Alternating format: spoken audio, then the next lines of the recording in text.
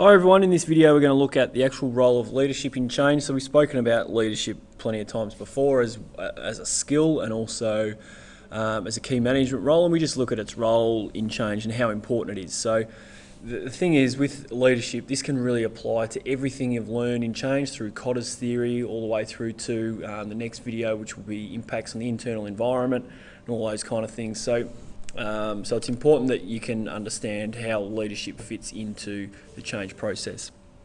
So when an organisation changes, along with it comes a sense of unfamiliarity with stakeholders, and that can cause angst and resistance, and obviously one of the main stakeholders is employees. So it's important that leadership helps to overcome that resistance to ensure that the change is actually implemented successfully.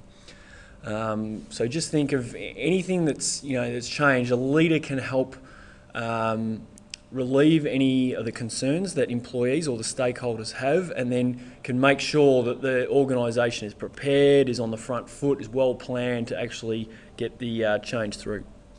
So a leader should be able to show empathy and should possess good communication or good listening skills to help stakeholders such as employees overcome their concerns.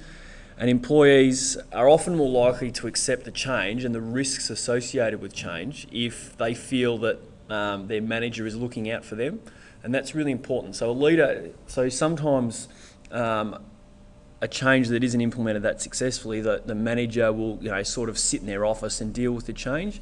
But if it's impacting on the employees, it's important that the manager gets out of their office and they're talking to employees about any concerns, answering any questions, helping them with dealing with any of the change issues that are coming up. So they're actually out and about. They're leading the change, not just getting things done in their office. They're actually out and about, communicating to employees, showing empathy, and answering any questions and those kind of things. That's really important if you want a successful change and you want to reduce your resistance to change.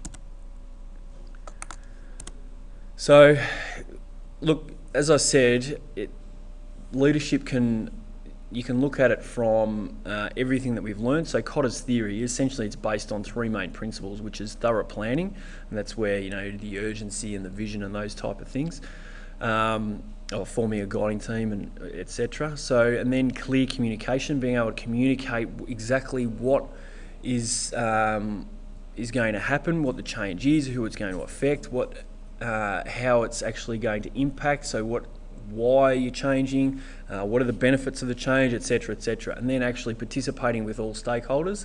So those that it's going to impact could impact on shareholders, in terms of share price, etc. Obviously employees, any kind of customers, whatever.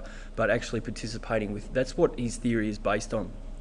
So all of those elements and every 8 step requires leadership. So it's just important to know that leadership can be linked to all steps in the change process, and so you just need to be able to express how important that is. So just think of, if you were going to change something, if there was no leadership, how would it